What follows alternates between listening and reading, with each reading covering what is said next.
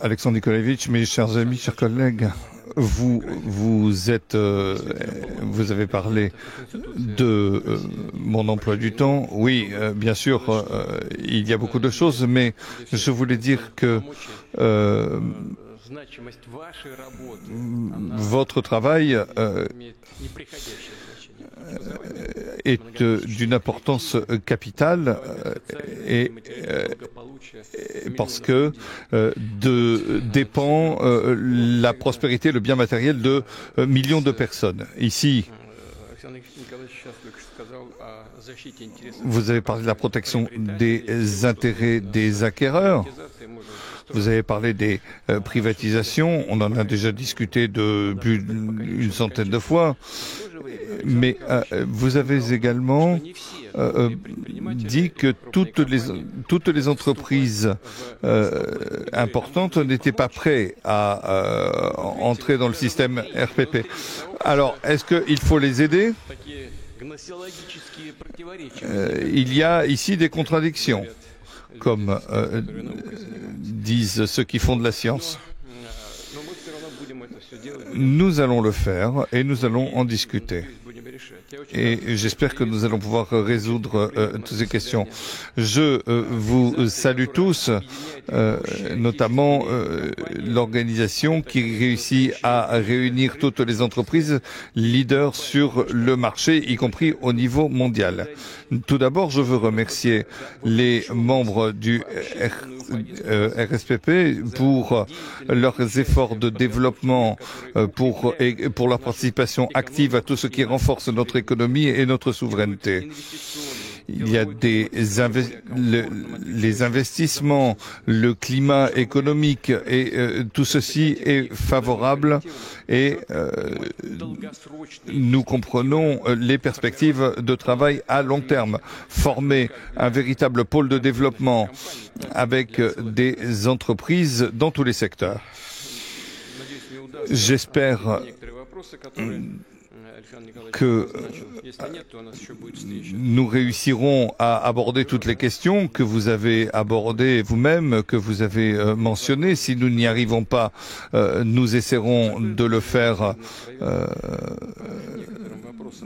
On peut en discuter notamment en comité, en discussion restreinte, si nécessaire. Mais le secteur réel doit voir la levée d'un certain nombre d'obstacles à l'économie. Il s'agit d'une coopération multiforme. Malheureusement, souvent, elle reste sur le papier. Les votes mettent beaucoup de temps à se faire. Mais il s'agit de ne pas freiner le travail commun. Vous l'avez parfaitement dit. Il y a une partie, et les gens du gouvernement en sont conscients, qui souhaitent que ces questions soient résolues de façon efficace pour le bien des entreprises. Je note que, au cours des dernières années, nous avons été confrontés à de vrais défis. Vous le savez très bien. Les sanctions, la pression des sanctions, la limitation sur le plan international et sur les marchés, tout ceci et sans oublier tous les obstacles qui ont été mis au commerce. On en reparlera. Il est important qu'au cours de cette période, eh bien, nous ayons pu nous adapter, nous ayons pu réfléchir à des mécanismes de coopération avec nos partenaires étrangers, des mécanismes alternatifs. Les sanctions ont été un catalyseur des structures positives de notre économie, les finances, la technologie et autres secteurs clés. Je sais que des experts discutent de la question de savoir comment allons-nous procéder et poursuivre malgré les sanctions, qu'il s'agisse des efforts des entreprises, de la population. Et c'est pourquoi je vous propose de partir avec les images. Les sanctions ne sont pas provisoires. C'est un mécanisme systémique de pression stratégique sur notre pays. Et comme cela a été dit au sein des organisations internationales, nos concurrents feront tout pour retenir notre pays et l'affaiblir dans ses possibilités technologiques et économiques. Nous essayons de résister à cela, mais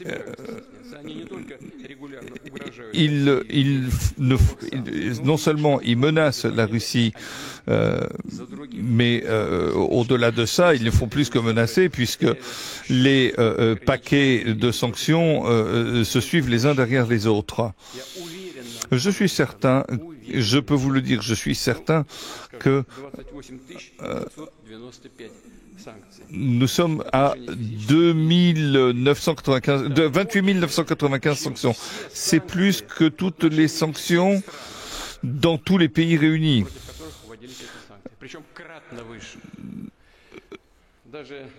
Même si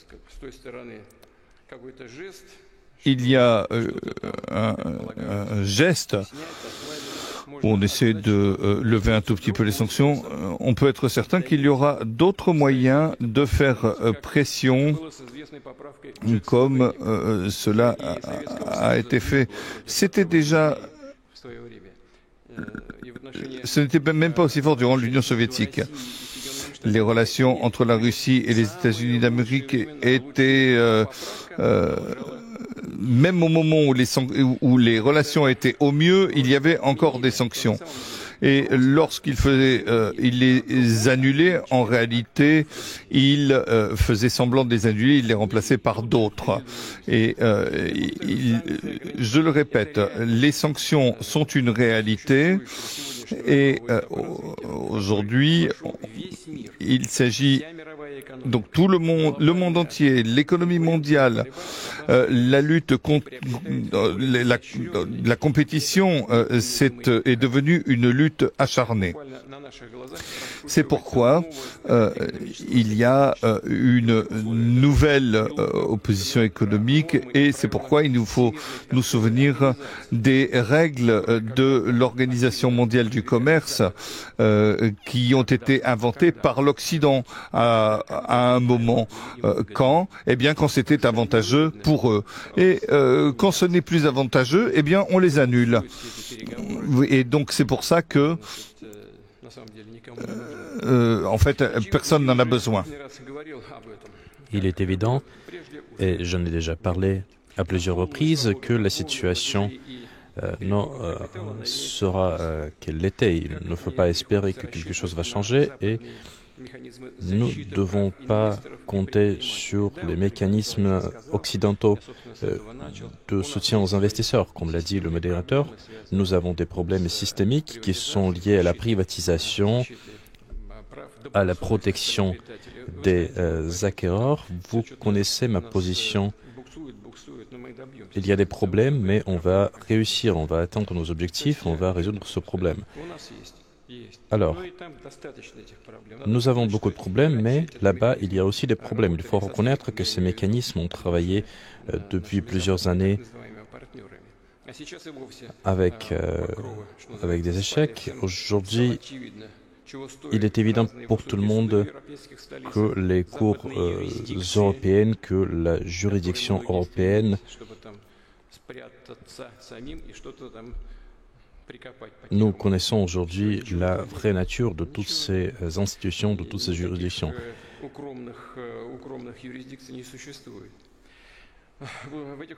Et donc, dans ce contexte, les entreprises russes doivent être flexibles. Nous devons exploiter de nouveaux marchés, nous devons trouver nos propres solutions, nous devons renforcer notre coopération avec nos partenaires qui sont nombreux dans le monde. Notre gouvernement et les entités russes doivent soutenir les entrepreneurs. Et moi, personnellement, je veux faire de mon mieux pour soutenir ce processus. La Russie renforce sa propre souveraineté dans tous les domaines qui assurent le bon fonctionnement des entreprises, y compris le domaine logistique, le domaine financier. Nous faisons tout cela et nous allons continuer à agir en la matière. Je connais tous les obstacles auxquels nous faisons face, mais nous allons atteindre nos objectifs. Il faut travailler avec les pays qui ont une vraie souveraineté, avec des pays qui peuvent résister à une influence externe. Il faut travailler avec les pays qui peuvent agir pour le bien de leur propre population. Je peux citer un exemple. Cet exemple est bien connu, mais nous voyons aujourd'hui que la plupart des pays occidentaux ont perdu leur souveraineté. Par conséquent, ces pays ont connu d'importants problèmes économiques et sécuritaires. En ce qui concerne l'économie, ces pays ont aujourd'hui une croissance économique de presque 0%. Et ces pays connaissent parfois une récession. Avec cela, les pays qui veulent travailler avec la Russie, ce sont des pays qui sont des leaders en matière de développement. Je vais vous rappeler brièvement, la croissance du PIB de l'Union européenne s'est élevée à 0,90%. En ce qui concerne le G7, et pourquoi on dit le grand 7? Les grands 7, ce ne sont pas de grands pays. Alors, le G7 a une croissance de 1,1%. Les pays des BRICS ont une croissance de 4%, tout comme la Russie.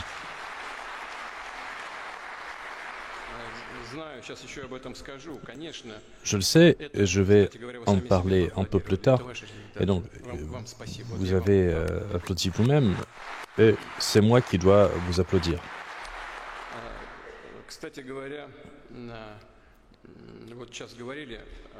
Soit dit en passant, le modérateur, il a parlé de l'économie.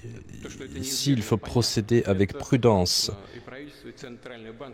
La Banque centrale, le gouvernement russe, nous avons parlé des problèmes de notre économie.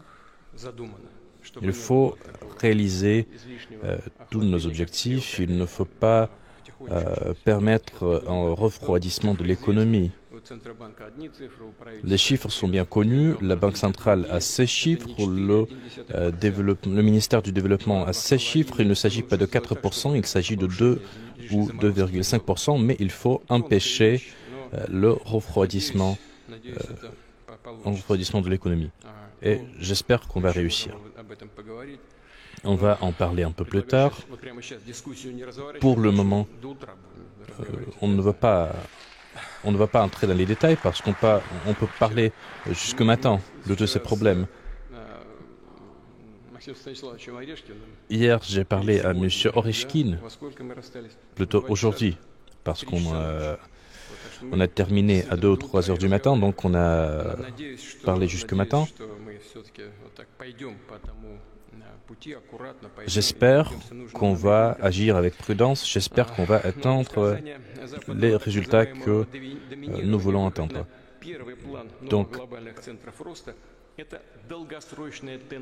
Donc l'émergence de ces nouveaux centres du développement, c'est une tendance mondiale. Nous connaissons les avantages de nos soi-disant partenaires. Il y a des entreprises là-bas et il faut reconnaître que ces pays ont beaucoup atteint. Il ne faut pas copier les résultats et les exploits de ces pays. Il faut comprendre que la croissance économique de ces pays reste la même.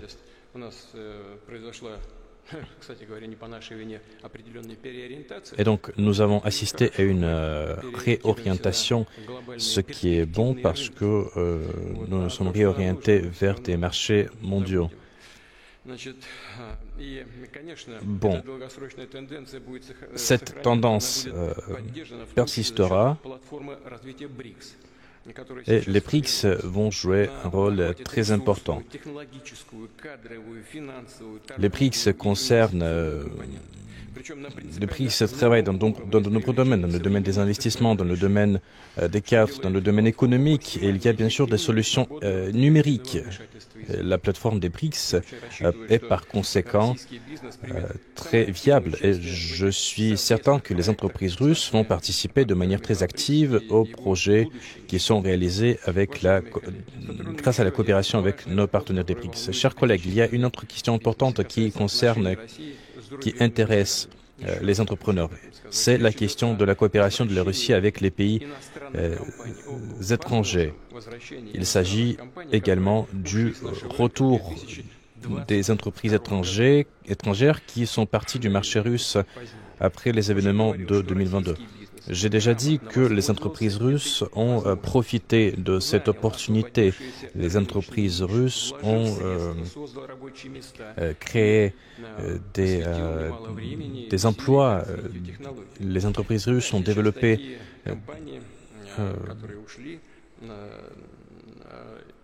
se sont développées. Oui, bien sûr, il y a plusieurs entreprises qui veulent revenir sur le marché européen. Nous connaissons ces entreprises, mais nos propres entreprises qui les ont remplacées sont à différents niveaux de leur développement. Certains viennent de commencer la construction, certaines ont déjà procédé à des investissements. Donc nous ne devons pas compromettre les efforts de ces entreprises. Les intérêts des entreprises russes, du personnel de ces entreprises sont prioritaires pour la Russie. Et donc c'est ce que nous allons tenir en compte lorsque nous parlons du retour de ces entreprises sur le marché russe. Il faut dire que les entreprises qui sont parties du marché russe, il y a ceux qui ont continué à travailler sur le marché russe. Nous comprenons que ces investisseurs ont pris beaucoup de risques. Ils pouvaient faire l'objet de restrictions de la part de leur gouvernement, mais c'était leur choix et bien sûr nous respectons ce choix et nous allons respecter à l'avenir ses partenaires. Mais il y a d'autres entreprises qui ont voulu vendre leurs entreprises en Russie. Et parfois, cela a été fait à prix bas.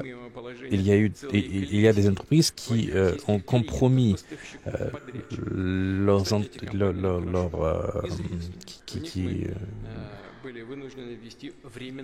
clients. Et donc, ces entreprises sont connues et nous avons dû procéder à une gestion externe de ces entreprises. Nous comprenons par quoi s'explique leur position, mais ces entreprises ont conservé la possibilité d'acheter leurs entreprises en Russie. Donc je prie le gouvernement de suivre ce processus. Ces entreprises ont laissé leurs entreprises en Russie et aujourd'hui ils veulent racheter.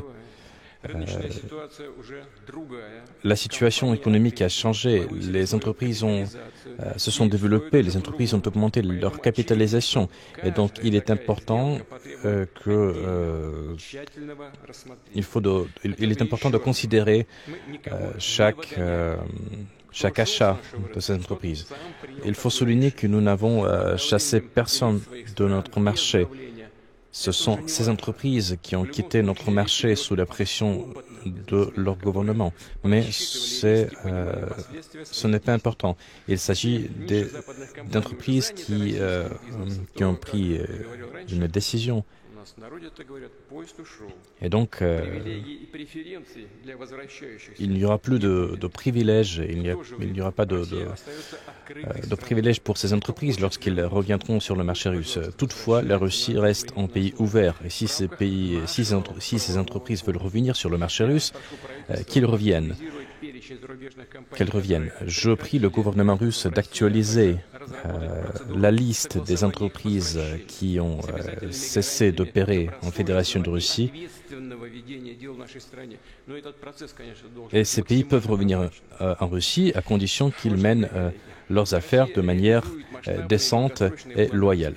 Chers amis, la Russie réalise de grands projets d'investissement. La Russie exploite des territoires en Extrême-Orient russe, en Sibérie, en Arctique et dans d'autres régions de la Fédération de Russie. La Russie renforce ses liens avec la plupart des pays du monde. Aujourd'hui, le plus grand défi de l'économie russe, c'est de passer à une croissance équilibrée. Je tiens à le souligner. Il faut assister à une croissance équilibrée. Il faut avoir une dynamique dans le secteur économique. Il faut améliorer la productivité du travail. Et il faut le faire grâce à l'adoption de nouvelles technologies. Il faut procéder à une économie de l'offre. Il faut développer des domaines de notre économie. C'est très important. Et il faut contrer l'inflation. Il faut assurer un taux de chômage bas. C'est un objectif commun du gouvernement et des entreprises. Il ne s'agit pas seulement des grandes entreprises, il s'agit également des petites et moyennes entreprises qui doivent assurer tout cela. Et nous allons continuer à travailler avec ces entreprises en réalisant notre politique économique. Il faut augmenter le potentiel économique de la Fédération de Russie. Il faut ouvrir de nouvelles entreprises. Il faut renforcer la souveraineté économique de la Fédération de Russie. Il faut également inviter et former des cadres. Et le gouvernement russe, il prépare des projets de loi à cet égard. Il faut que ces entreprises participent à des réunions d'affaires comme la réunion de l'Union des industriels. Et il faut bien sûr travailler pour le bien de la Fédération de Russie. Je vous remercie.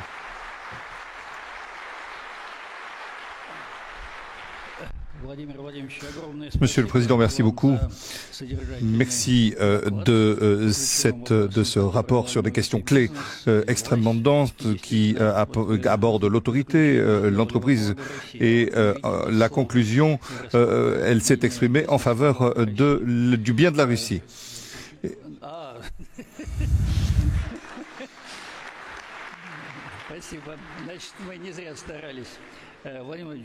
Monsieur le Président, je voudrais vous informer qu'il y a 2 ans, depuis cette tribune, vous avez demandé au RSPP avec les instances du pouvoir concerné, d'autres entreprises, d'autres partenaires, de fonder un prix sur le caractère, le leadership de l'entreprise. Et donc il y a une information, j'aimerais dire que nous avons mené cette cérémonie et parmi les lauréats de ce prix, il y a Nornicki, Severstal, RGD, Gazprom, Sibour, Rusal et peut-être une entreprise moins connue, Pigment. Et d'une manière générale, en 2 ans, on a montré que c'est un bon projet qui a permis de mobiliser non seulement des entreprises importantes qui ont de gros moyens financiers, mais aussi des entreprises moyennes qui ont, au cours de ces années de prix, eh bien, elles ont pu corriger un certain nombre d'oppositions pour élargir l'ampleur de leur activité et la participation Les résultats sont donc là, les résultats de notre travail. Et l'année prochaine, parmi les vainqueurs, les lauréats, il y aura des entreprises peut-être plus connues. À cet égard, je voulais, Monsieur le Président, vous remercier en tenant compte de ce qu'a dit Monsieur Peskov. Nos discussions nos discussions auront lieu jusqu'à 18 heures. Je sais.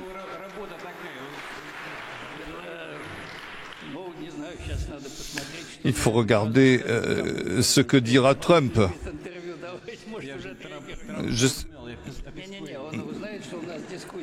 Non, vous savez qu'il y a des discussions. En réalité, votre agenda est très rempli aujourd'hui et lors des prochains jours. C'est pourquoi je veux vous remercier.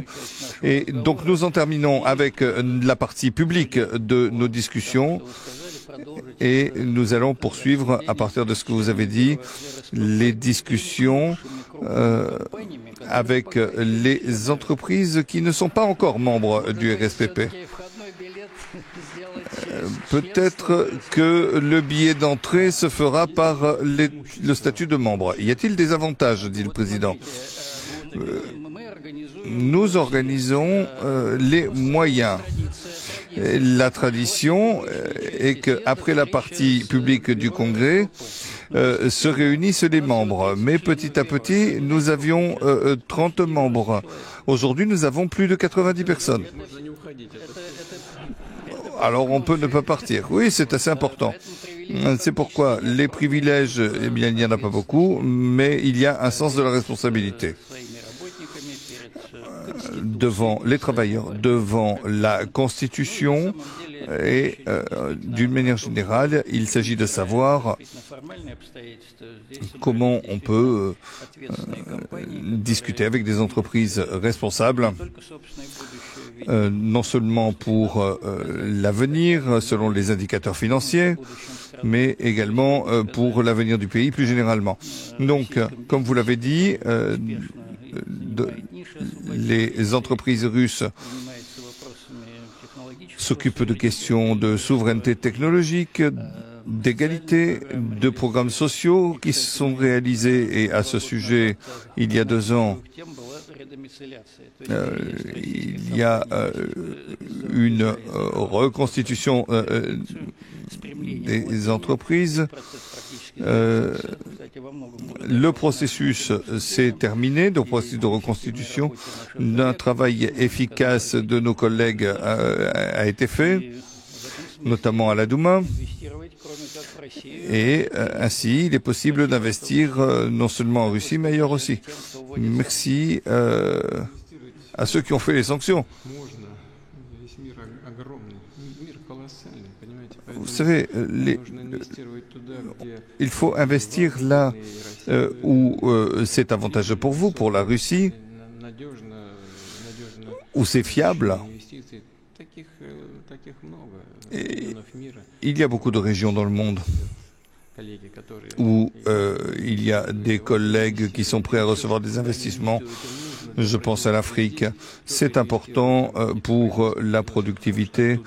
C'est important. Il faut le faire sur les marchés mondiaux. C'est pourquoi investir, eh bien, il y a toujours des possibilités d'investir. Il y a des pays que vous connaissez. Certains ne savent pas.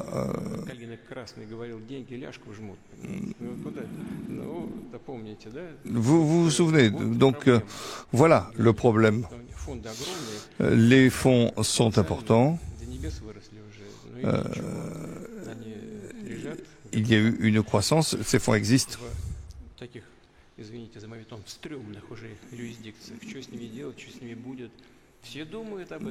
Tout le monde y réfléchit. Mais vous le savez, on a toujours réfléchi. Qu'est-ce qu'on va faire avec les financements qui sont dans les banques, etc. Beaucoup ont réfléchi. Mais le signal est clair dans toute l'économie mondiale. Il faut rechercher les possibilités d'investissement. Elles existent, elles sont nombreuses. Notre État doit garantir les intérêts de notre pays, mais nous devons avoir également des possibilités. Je sais que nous allons rencontrer des collègues en comité restreint, mais nous devons travailler dans un certain nombre de domaines. Je le dis toujours, je le dis aux collègues, demain, il sera nécessaire de protéger les intérêts de l'économie russe. Les systèmes juridiques devront permettre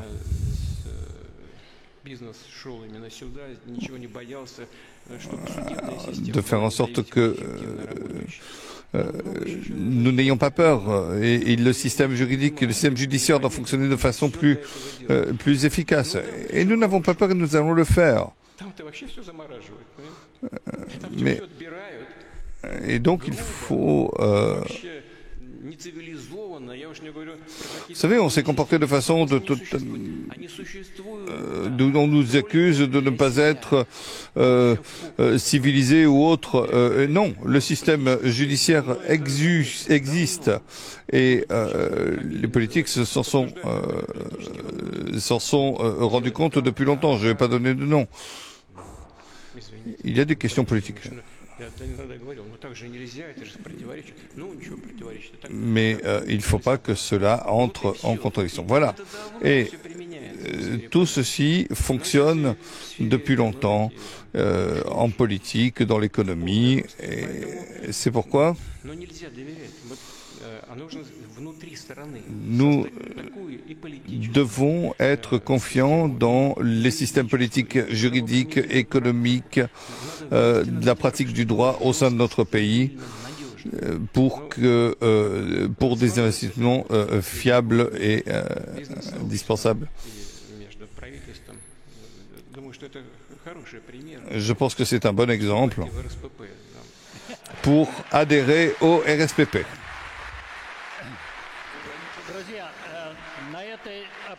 Chers amis, sur cette note optimiste, je propose de fermer cette partie publique et de lever cette séance.